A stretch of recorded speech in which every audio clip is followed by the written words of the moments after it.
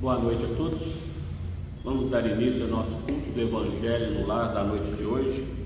Como sempre o fazemos, faremos uma leitura para a nossa harmonização do livro Palavras de Vida Eterna, ditada pelo Espírito Emmanuel, ao nosso querido Chico. Pacifiquemos. Bem-aventurados os pacificadores, porque serão chamados filhos de Deus. Mateus 5:9. Não adianta estender a guerra nervosa. A contradita esperar-te-á em cada canto, porque a paz é fundamento da lei de Deus. Observa as catástrofes que vão passando.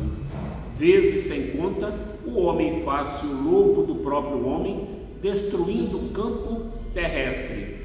Mas Deus, em silêncio, determina que a erva cubra de novo o solo, colocando a flor na erva e formando o fruto no corpo da própria flor.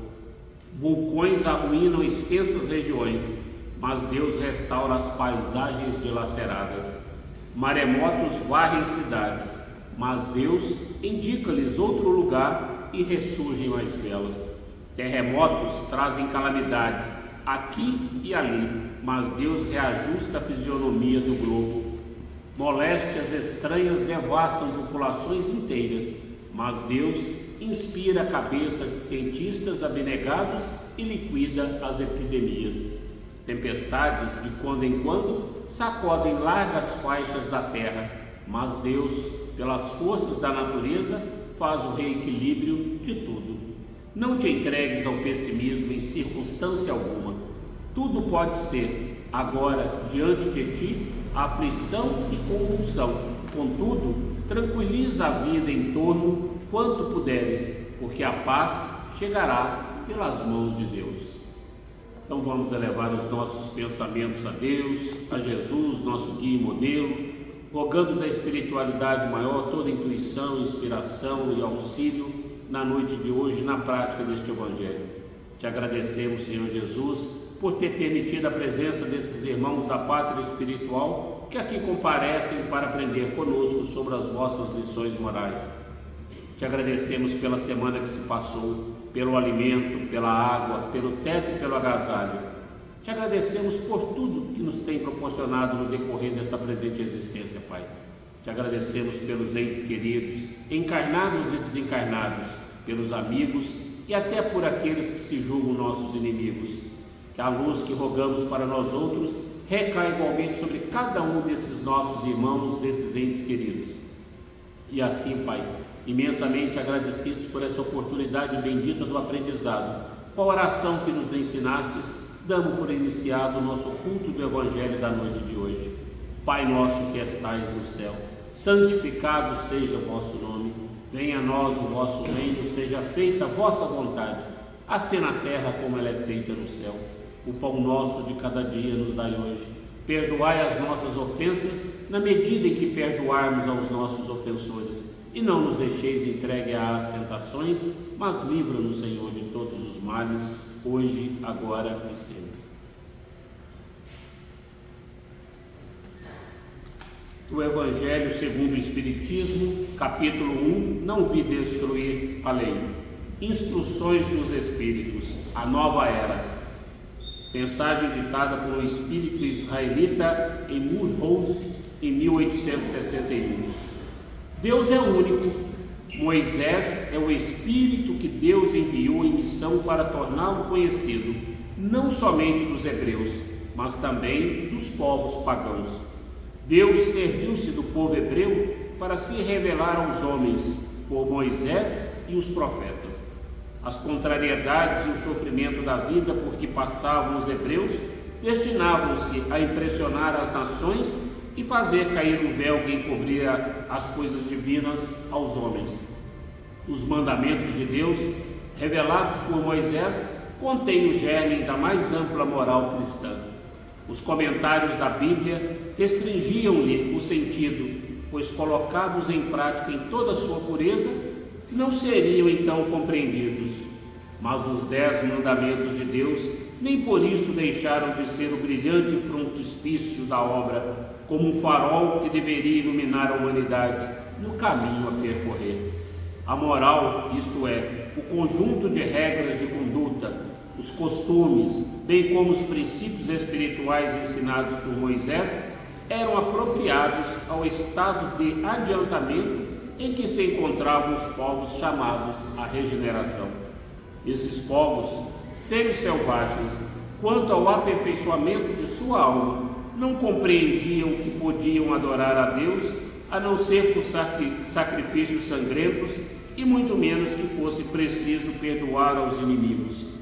Sua inteligência era notável sob o ponto de vista material das artes e das ciências, porém era muito atrasada em moralidade e não entendia uma religião que fosse inteiramente espiritual. Era-lhes preciso uma representação semimaterial, como a que lhes oferecia a religião hebraica. Assim, enquanto os sacrifícios falavam aos seus sentidos, a ideia de Deus lhe falava ao espírito. O Cristo foi o iniciador da moral mais pura, mais sublime, a moral evangélico-cristã, que deve renovar o mundo, aproximar os homens e torná-los irmãos, que deve fazer brotar de todos os corações humanos a caridade e o amor ao próximo e criar entre todos os homens uma solidariedade comum, de uma moral perfeita que deve transformar a terra e fazer dela a morada para espíritos moralmente superiores aos de hoje. É a lei do progresso, à qual a natureza está submetida, que se cumpre, e o espiritismo é a alavanca da qual se serve para fazer avançar a humanidade. São chegados os tempos em que as ideias morais devem se desenvolver para que se realize o progresso que está na vontade de Deus. Elas devem seguir o mesmo caminho que as ideias de liberdade percorreram como suas antecessoras. Não se pense, entretanto, que este desenvolvimento acontecerá sem lutas. Não, pois para chegar à maturidade, elas precisam de abalos e de discussões, a fim de atrair a atenção das massas. Uma vez despertada a atenção, a beleza e a santidade da moral impressionarão os espíritos, que então se dedicarão a uma ciência que lhes dará a chave da vida futura e lhes abrirá as portas da felicidade eterna. Moisés começou, Jesus continuou, o Espiritismo concretizará a obra. Então, mais uma vez, através dessa mensagem ditada por um espírito israelita em 1861, nós temos aí o complemento daquilo que já vimos neste capítulo 1 do Evangelho segundo o Espiritismo, não vim destruir a lei. Tivemos aí como baluarte dos ensinos através de Moisés, através dos 10 mandamentos que lhe foram ditados por Deus, para que o povo hebreu e também o povo pagão, que não acreditavam ainda na existência apenas do Espírito, mas dava muito mais valor às coisas da matéria, a esses necessitavam então de leis mais rígidas. E Moisés, além dos 10 mandamentos ditados por Deus, deu-lhes uma lei civil, uma lei disciplinar, com de 613 mandamentos, com 613 artigos, para que eles pudessem segui-los à risca, porque naquele momento da história do povo hebreu, nós ainda nos engatinhávamos na evolução moral, na nossa evolução espiritual. Nós não tínhamos o conhecimento que hoje já temos. Passado algum tempo, vem-nos o Cristo e resume todo esse decálogo, todos os 10 mandamentos de Deus e os 600 mandamentos da lei mosaica em apenas 2 mandamentos: amar a Deus de todo o coração, de toda a alma, de todo o nosso entendimento, e ao próximo como a nós mesmos. E aí nós já estávamos mais amadurecidos, mas mesmo assim ainda carecíamos nos despertar do orgulho, do egoísmo, da avareza e de todas as más inclinações que assoberbavam nossos espíritos há 2025 anos atrás. E o Cristo veio nos falar da humildade, veio nos falar do perdão, veio nos falar do verdadeiro amor, da benevolência, da indulgência, para que nós pudéssemos compreender uns aos outros, amando a Deus primeiramente e ao nosso próximo como a nós mesmos.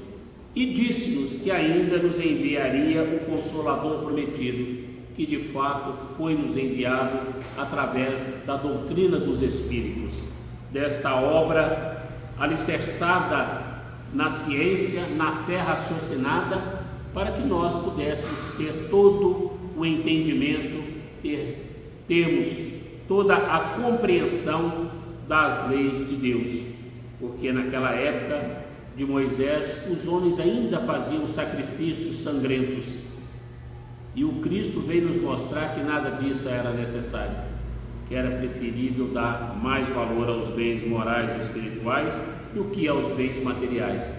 E os Espíritos, por seu turno, vieram nos esclarecer da natureza, da origem e do destino reservado a cada um de nós como espíritos imortais.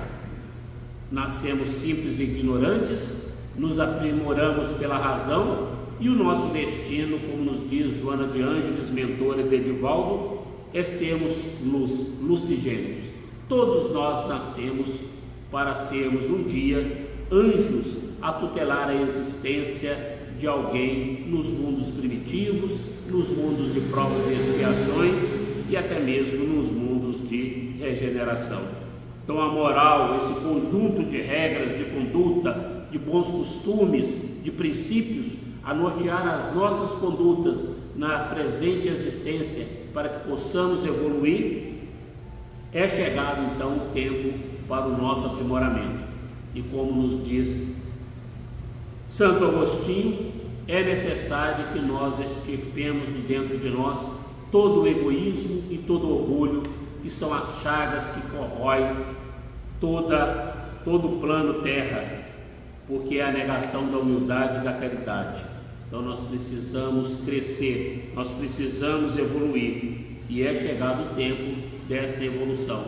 Aqueles que não conseguirem se dissipar desse véu da ignorância, desse véu do materialismo que ainda encobre tantos corações empedernidos na prática do mal, estes com certeza necessitarão regressar em encarnações ainda muito dolorosas desses planos ainda primitivos de provas e expiações, mas que nós possamos evidentemente seguir todos esses ensinamentos desde Moisés, do Cristo, dessa doutrina consoladora, para que possamos concretizar esta obra que está reservada a todos nós, que é de galgar a escada evolutiva de Jacó, que a todos nós está reservada.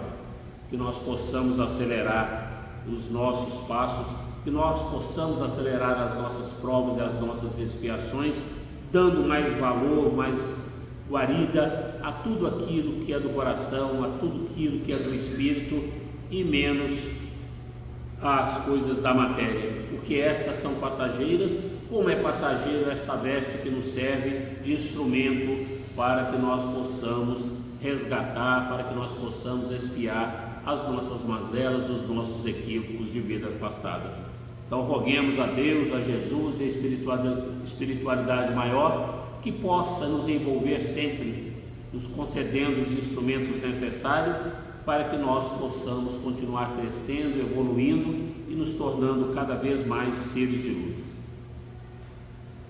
Então, mais uma vez, vamos elevar os nossos pensamentos a Deus, agradecidos por essa oportunidade bendita, agradecidos a Jesus, nosso guia e modelo, por todos os ensinamentos, por todas as lições morais deixadas para o nosso entendimento, agradecidos à espiritualidade maior, a esses espíritos abnegados que nos intuem, nos inspiram, nos assistem, protegem o nosso lar, nos protegem, dando toda assistência, nos livrando de tantos males que nós mesmos desconhecemos. Gratidão, Pai. Gratidão por essa oportunidade bendita do aprendizado. Gratidão pela presença desses irmãos que aqui, com a vossa permissão, compareceram na pátria espiritual para aprender conosco na noite de hoje. E como pedintes que somos, te rogamos que permita que tenhamos uma semana de muita paz, de muita luz, de muito equilíbrio, serenidade e sabedoria. que não nos falte o alimento, o teto, o agasalho, a água. Agradecemos pela chuva, pelo sol, pela noite, pelo dia. E te rogamos, permita nesse instante que Maria, nossa mãe, juntamente com os legionários do bem, possa visitar todos os nossos irmãos suicidas, onde quer que se encontrem, levando até eles as nossas vibrações de amor, de ternura, de afeto, que eles se sintam fortalecidos, reenergizados para os embates que ainda estão por vir e que em breve possam estar no nosso seio novamente. E te rogamos também, Pai, que derrame sua luz sobre todos aqueles que se encontram nos presídios, nas ruas, perambulando sem ter um teto para os abrigar, sem ter um pedaço de pão para saciar-lhes a fome. Aos nossos irmãos que perambulam pelas ruas em estado de drogadição, que a tua luz recaia igualmente sobre cada um desses irmãos, nos presídios, nos asilos, nos orfanatos, nos hospitais geriátricos, nos hospitais, nas guerras, levando paz e serenidade àqueles que ficam e luz àqueles que partem em retorno à pátria espiritual. Por tudo isso, Pai, nós só temos que te agradecer. E com a oração de Maria, pedimos permissão para dar por encerrado o nosso culto do Evangelho da noite de hoje. Ave Maria, cheia de graças, o Senhor é convosco. Bendita sois vós entre as mulheres, bendito é o fruto do vosso ventre, Jesus. Santa Maria, Mãe de Jesus, rogai por nós, pecadores, agora e na hora do nosso desencarne, e que assim seja. Gratidão.